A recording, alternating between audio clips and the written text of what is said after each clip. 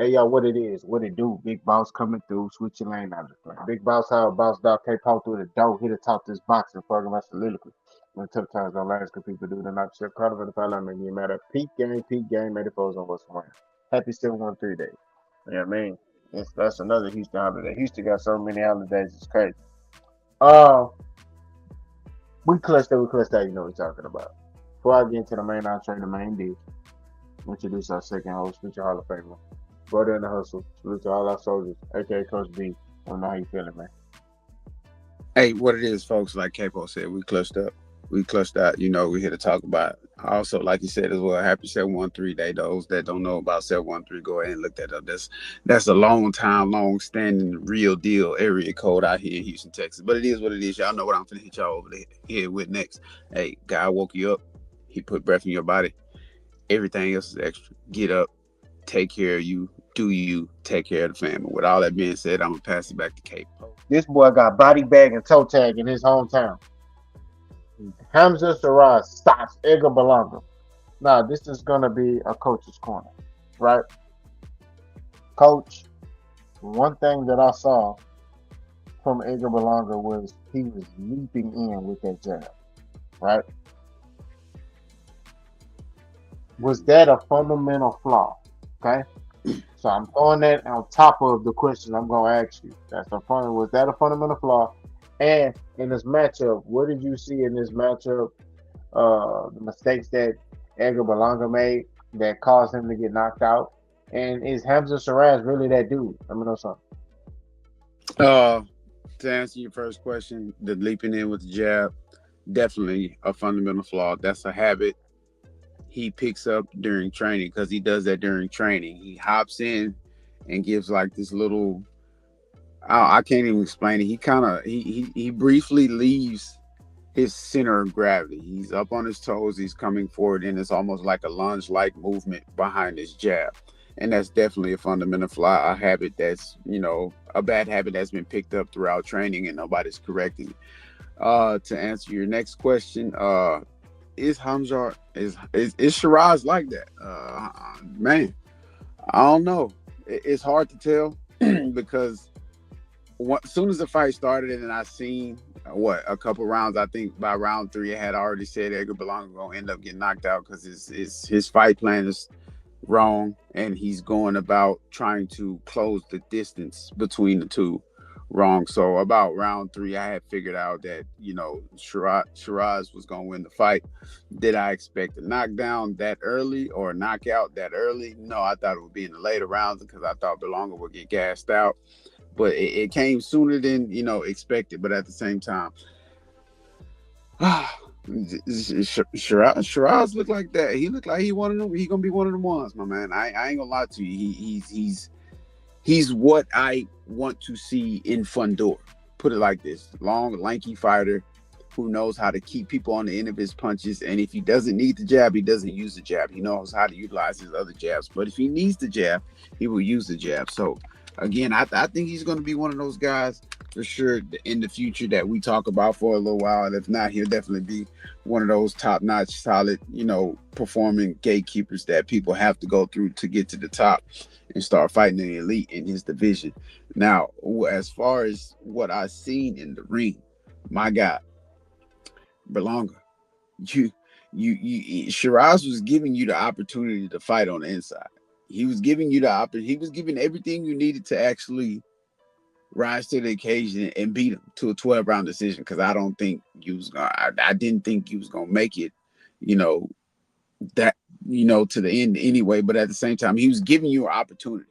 He was giving you an opportunity to kind of control the fight from the inside, and you kept kind of giving away your distance because you would close the gap. Berlanga would close the gap, but then he would get caught in the mid-range fire and not know how to retaliate either back to long range or get in, smother, reset, have the ref break it up and then retool and revamp from there. He wasn't doing none of that.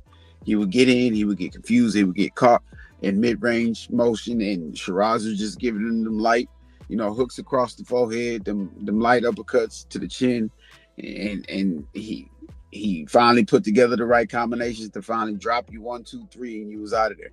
But again, a beautiful performance from Sheeraz. He showed you how to beat the bully. Because Berlanga, in my opinion, I don't like his demeanor as a fighter, as a person, but at the same time, who am I to judge? But I definitely like the fact that Sheeraz got in there and he neutralized the bully, because that was the way to win that fight. Berlanga needed to go in there and fight how he talked outside of the ring. Like, Berlanga's talking doesn't match his performance inside of the ring. He does a lot of aggressive talking outside the ring, like he finna just murder somebody when he get in there. But then he get in there and he kind of want to have a finesse, fundamental type battle. I'm like, this not matching your talking. This goes back into what we say. If you're gonna talk, say the right thing and say what makes sense. Don't get in there talking the big talk, and then you get in there and you get washed. You get put on the canvas. You get knocked out in your hometown. You know what I'm saying? In your hometown. You said you're going to do a lot to Sheeraz, and you didn't even get a chance to even start to unfold or unravel that story before you knew it. You was out asleep. But again, solid performance from Sheeraz. He kept his center of gravity put. He was moving in the right simple angles, small, cute angles. He was just taking the right approach. He would always catch Berlanga right where he knocked him out at. Like I said earlier, he was getting caught up in that mid-range fire, and he didn't know how to escape or smother to reset and get back in a good position to keep the fight going. So Sheeraz just 100% took advantage of that. He started landing those bombs away type combinations, and like I said, he caught him with the right uppercut, overhand uppercut combo, and that was all she wrote. So again, shout out to Sheeraz, shout out to everybody who made this card, the shape it is, because it was a beautiful card in my opinion. I like most of the fights. The only one I really disagree with as far as the decision is the Puello and Matias. But with all that being said, go ahead, K-Po. The floor is yours. Buckle up. Okay. Hamza Sheeraz. Last fight was 160 pounds. He fought to a draw. That's from Turkey Combs went over there to the judges. I'm just reminding y'all. Okay. Went to the judges, said, hey, da da da da. Told Hamza Sheeraz, hey, you losing, you need to do something. And he did something. Right? Turk did something. Okay? Edgar Berlanga is been at 168 a while. Okay? He fought Canelo, but he ain't fought nobody else. But he's been at 168 pounds longer than Hamza Sheeraz. And you let this man move up to your weight class and knock you out in front, and not knock you down once, 3 times in front of your home, everybody in your city. You say you the king of New York. You got body bag toe tank. Things outside the fight. Edgar Berlanga did not know how to fight a tall fighter. He was very uncomfortable. He was standing on the outside and the end of Hamza Sheeraz punches. When you have a taller fighter, you want to get up under the fighter. Pause. You want to get up under him, right? You want to be up under him. You want to be lower than him, right? And also, you want to be mid-range to maybe inside work on the fighter. You do not want to be trying to come inside from long range and stand on the end of his punches, right?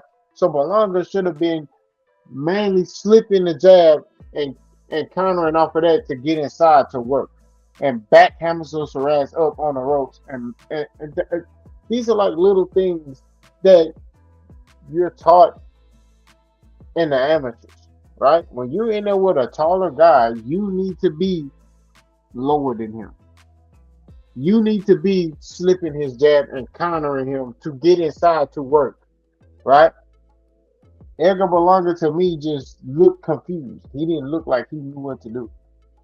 And Hamza Sheeraz just was tagging him with the jab, uppercut, just, and it wouldn't look like he was sitting on any shot. He was just throwing them, and it was just like, this is the dude who's sitting here talking about he want a rematch with Canelo. This is the dude who's sitting here talking about he sends Caleb Plant contract. That's why I sat there and said, when it comes down to that matchup, I'm sorry I'm getting off topic. When it came down to that matchup, I said, I'll pick Caleb Plant of Edgar Berlanga. Edgar Berlanga is a fighter that relies on power. That's it. He doesn't have a skill set. He don't know how to set it up, anything. And he got embarrassed. He got embarrassed. Okay? When you're the guy who's been at a weight class longer than everybody else, you, especially your opponent, excuse me, you have to show him how it is up here. You got to represent. And he didn't do that. He didn't know how to fight that tall dude. He didn't know how to counter anything that dude was doing. When all this failed, I'm just gonna go to my power shot. I'm gonna throw my right hand. You're not gonna be able to knock everybody out, brother. Especially on that top level. So I was very disappointed at how unprepared Edgar Berlanga was. It appeared to me he was unprepared. You know how you in school you take the STAR test, or it was tax test when we was young. You take the tax test, man, you like, or ACT, and you like, man, and you know you didn't study. That's what it looked like to me. It looked like he didn't prepare properly. He looked very flat to me. He looked like he just was in La La Land. I'm at home. I'm in New York. I'm just gonna show up and fight him. And what happened?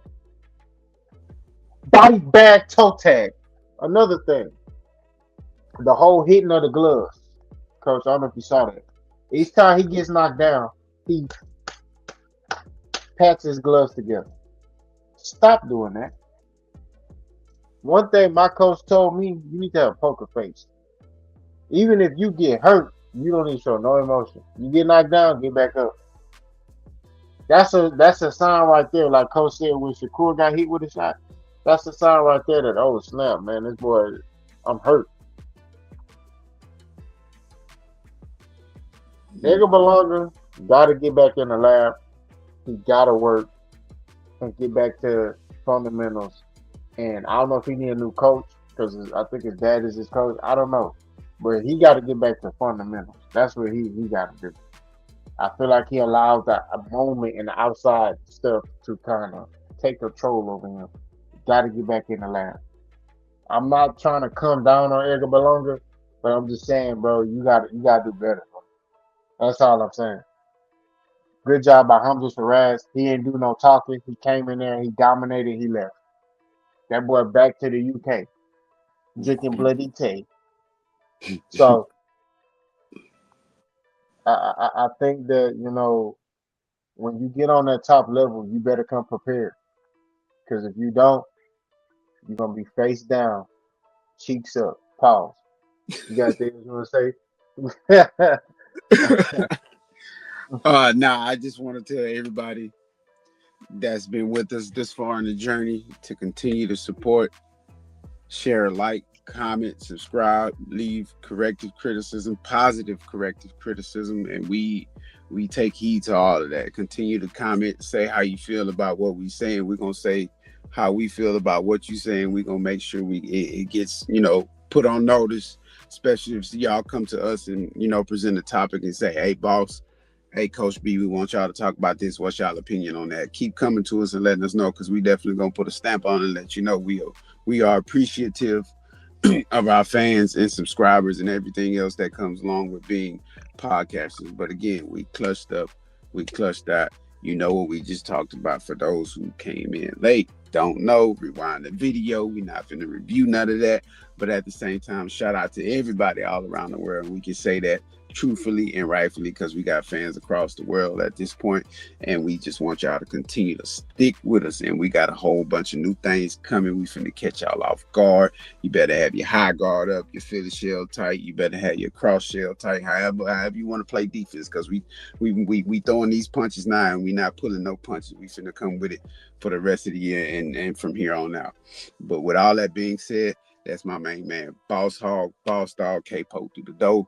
Me, I'm Coach B, a.k.a. Brody on the hustle. And salute to all our soldiers out there. We up out of here. Hello.